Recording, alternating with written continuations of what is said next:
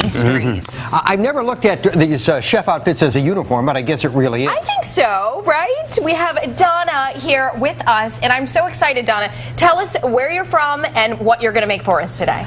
I'm from the Swiss House Bakery on 19th Street in Philadelphia here, and we're going to do a different kind of twist on a Mexican wedding cookie using pistachios today. Using pistachio. Absolutely. Let me say something real quick. You've never had a Mexican wedding cookie? I've never been to a Mexican wedding, no. But my point is, she is from this Swiss House. It was an institution in Philadelphia for years. They went dark, and they have new ownership now, and they're really serving a whole lot of people in the Center City area right now. So we're happy to have them back. And they also recently served the Dalai Lama. And we're going to talk about that coming up a little bit later on, but look at those amazing pastries. So we're looking forward to it, Donna. Thank you so much for being here. Low cal, low cholesterol. You can see it right there. Yes. Well, I don't know about that, Oh, Terry. look at that, strawberries. I don't know about that. Those are those little strawberries with the tuxedos. It is now time to reveal our viewer of the day. All right. I'm so excited. So we're going to check in with her a little bit later on, Johanna. But right now I'm going to throw things over to Terry Ruggles and a little sweet Well, treats. I love this segment of the show because it has to do with food and creativity, and every chef has a different story now. We have Donna Canzanese with us, who is from the Swiss Bakery, which is in Philadelphia. It's one I just referred to. They were closed and opened up again with new ownership, and we're so happy to have you back. Thank you very much. Tell me what we're looking at here, other than a whole lot of stuff that really looks good. I see dough, I see powdered sugar, I'm assuming these are pistachios. Yes, they are. Because of the color here. Pardon me. Absolutely. Now, what are we going to do for us today, then? Well, what we're going to do is show how, people always think baking is such a science that they get a little intimidated by it. I'm one of those. And I never kind of bought into that philosophy because I always felt that you can kind of have fun with it too.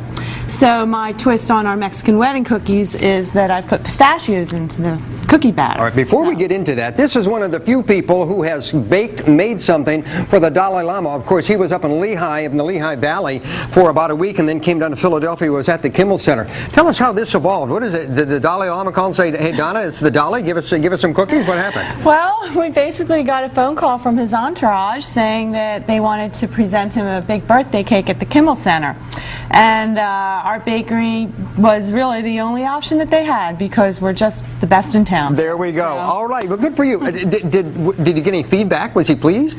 He did. He was pleased. He ate it. He had a good smile on his face. All right. Yeah. Ladies and gentlemen, it's not every day you have a baker who has baked for the Dalai Lama here. Now let's give this woman a round of applause. All right. But the Dalai is gone and Terry is here, so give me a cookie lesson here. I see some cookies here and I see chocolate here. What are we doing? Well, the chocolate's for the strawberries. All That's right. another story story here. All right. But basically, we have our wedding cookies here, and what is in this beside the pistachios now? well, we've got just butter. Okay. Some confectioner's sugar. You want me to get out of the way? Do you have to be near here? Sure. All right. Yeah, Trading please. places here. So we're just going to put half a pound of butter in our mixer. All right. Stand back, everyone. Pretty easy recipe here.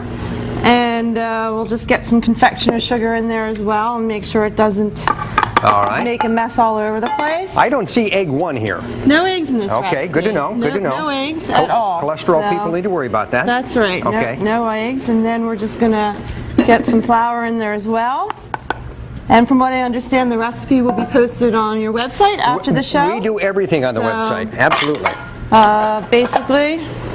Now, let me ask, does the butter carry the moisture? I see no liquids going into this. Yeah, the butter will definitely hold it all together, and a little bit of oil that's released from the nuts. Whether it's walnuts, you can use pecans, pistachios here.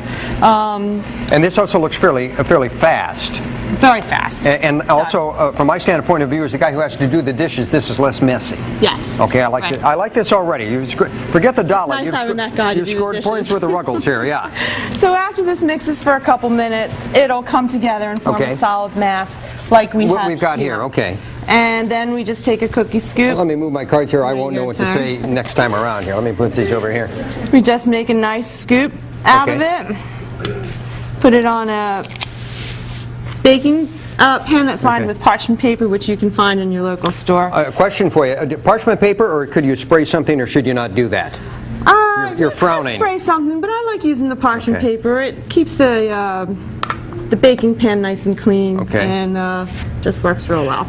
Could we also do this with our hands? I mean, you're a professional, so you've got the tools, but if you were a mom with your daughter or son at home and wanted to do this, You could you just do it certainly with your can. hands? You just want to make sure they're all basically the same size so they bake evenly. Okay, how long into the oven then? About 10 minutes or so. Okay. Bake them pop them in a 350 oven, 10 to 12 minutes. Simple. And they come out of the oven looking like this. Basically what we do, we always check our cookies underneath to look at the color of them. Okay. They should be nice and brown. And not dark brown?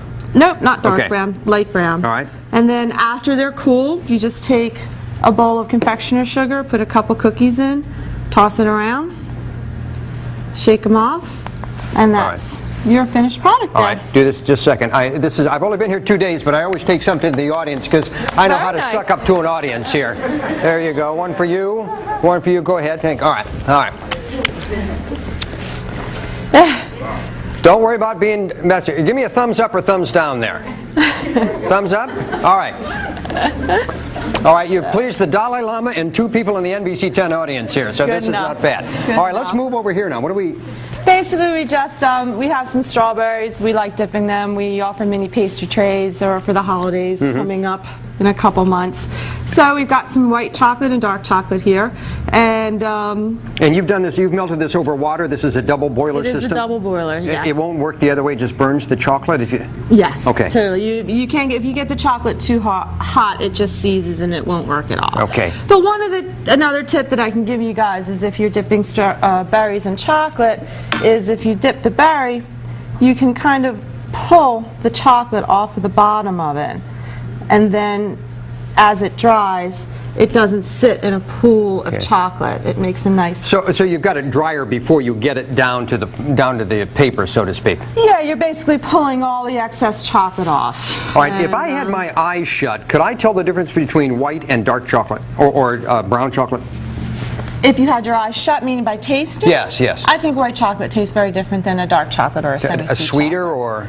A little creamier, in my opinion. And you have a preference, or is this just artistic? I like white chocolate. Okay, all right. I like white chocolate. Now you have some other things here. I'm assuming that these are from your place also, huh? Yes, we do have some other items here. These are just some of our special items that we feature. We make lovely character cupcakes here, and we know Christmas is pretty far away, but we really do make some cute cupcakes Oh, you for do the make holidays. some cute cupcakes. And our bakery, we're under new ownership. We're now called Swiss Haus Bakery. Jim Hausman is our owner.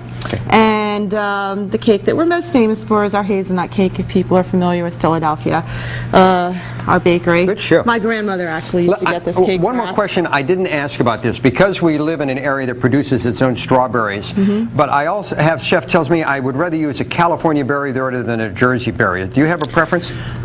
It's seasonal. California berries are better in the winter because we can't get fresh berries in Jersey then. Okay. But during strawberry season for us in the spring and summer, I like to try to find local berries. All right. Well, listen, this So- is a tough job, but somebody has to do it. But let me get in here right now and just Please do. taste the white strawberry. I'll be honest with you. I won't lie to you whether this is any good or not. Oh, but I just shot my calorie count for the whole week there. Oh, is that good? Nice job, Donna. Thank you very Terry. much. Nice to meet you. Pardon me for talking with my mouth full, but it's really worth it here. Big round of applause for Donna and the people at Swiss House.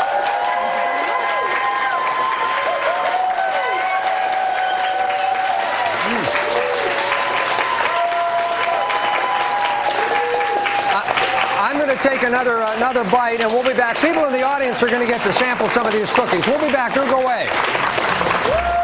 Very good.